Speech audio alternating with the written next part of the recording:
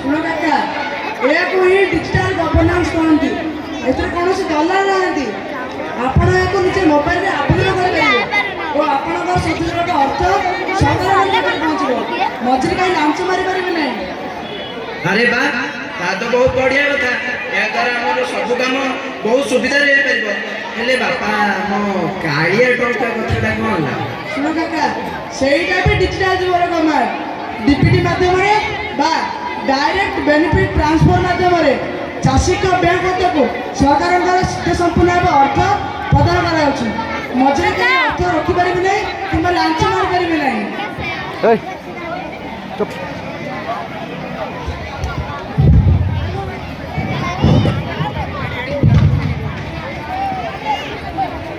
ନମସ୍କାର ବାବୁ।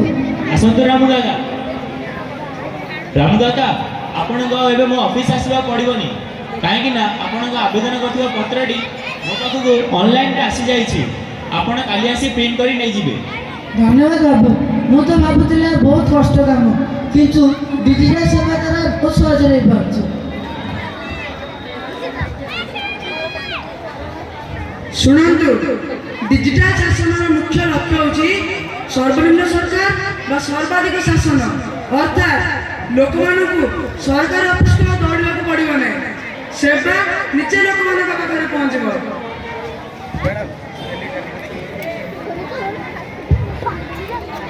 डिजिटल शासन आपणाନ୍ତୁ, दुर्नीति मुक्त समाज गढ़ନ୍ତୁ, घरे बसी सेवा पाआନ୍ତୁ, ओडिशा को आगକୁ बढ़ाନ୍ତୁ।